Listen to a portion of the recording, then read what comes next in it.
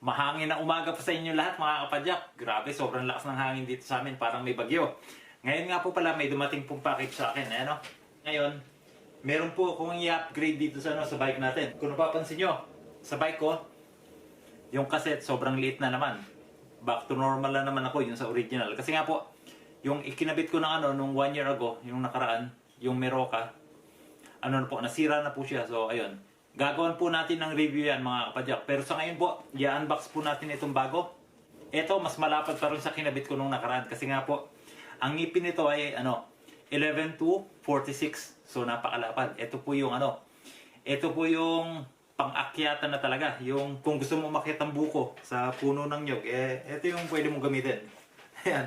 So, ngayon po mga kapadyak, i-upgrade na po natin ito. Tapos i-unbox na muna natin. Tapos ikumpara natin dun sa sa na-install ko nung nakaraan yung sinabi ko sa inyo. Tingnan niyo po.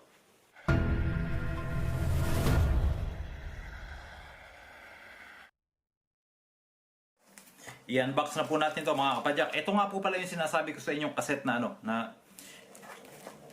na kinabit ko nung nung nakaraan taon. Kaya lang ngayon, na siya, nasira na. Ito, malapad na po ito 11 to 42 na po yung niya. Yung lapad nung ngipin niya mga kapadyak. So malapad na talaga yan.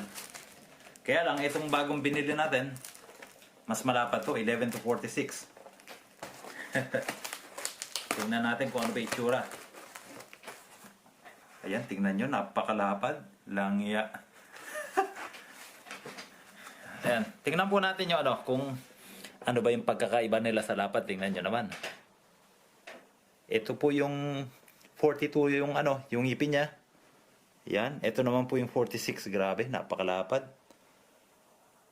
Ayan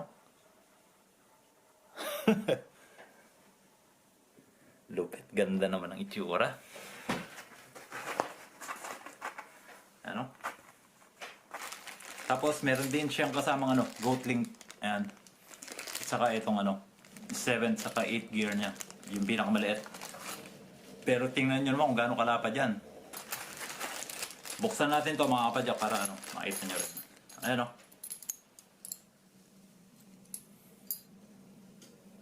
Lupit. Tapos ito yung lock ring niya. Saka goat link. Ayan. So ganyan yan.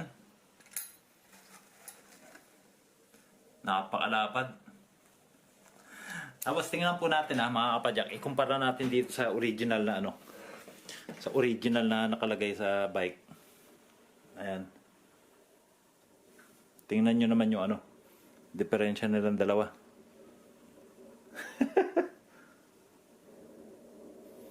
Ayan.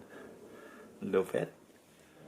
Sa mga kapadyak nga po pala natin dyan na nagtatanong bakit ba't bumili pa ako ng sobrang lapad na ganyan, na 46. Ako po bumili po ako niyan kasi nga gusto ko po hanggat maaari yung mas malapad po yung yung cassette na ginagamit ko kasi nga tulad ng sinasabi ko sa inyo sa palagi na nakatira kami dito sa Norway sa paahon talaga, sa napakatarik.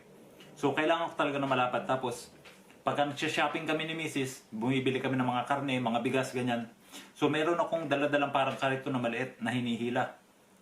So ayan, saktong-sakto sa akin na ganito yung cassette na gamit ko. Tapos discarding Pinoy mga kapadyak na bakit ganyan kalapad? Kasi nga normal na po yan sa mga mid-drive natin o mid na motor na yung cassette po natin at saka yung chainring hindi po talaga yan nagtutugma. Yung po bang chain line niya na baliko. So in case din po na hindi ko magamit to, eto malapad pa rin, di ba? Yan ang discarding Pinoy. So mga kapadyak, hindi na po natin pa ipaligoy-ligoy yan, ikabit na natin.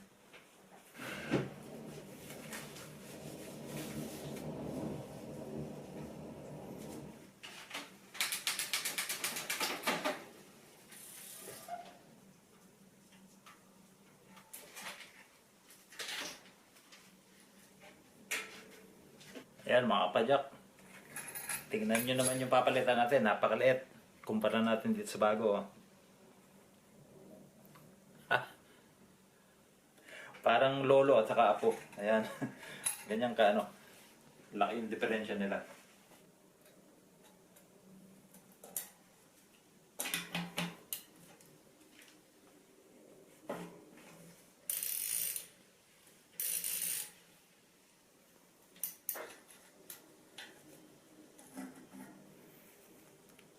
Ayan, ito na po yung lumang ano natin, oh.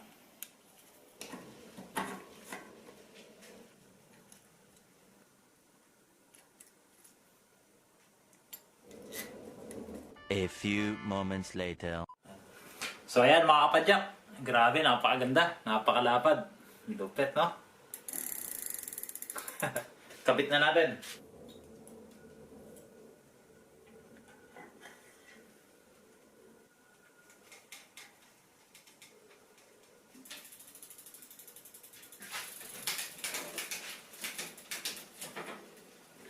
So ayan mga kapadyak, okay na. Tingnan natin kung nakatono na ba.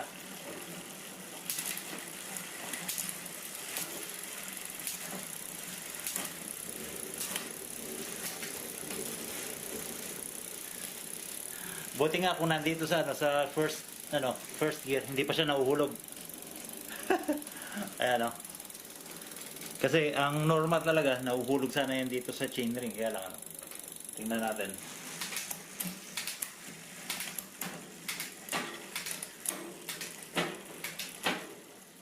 So ayan mga kapadyak, tapos na yung pag-upgrade natin sa pag-install dito sa bagong cassette na napakalapad. Grabe, napakaganda. Kaya lang, hindi ko pa siya masubukan dito sa sa labas ngayon kasi nga umuulan tapos napakalakas ng hangin. So sa susunod na lang. Ayan.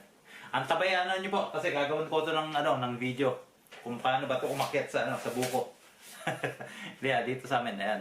And maraming salamat nga po pala mga kapadyak. Kita-kita po tayo sa susunod na video.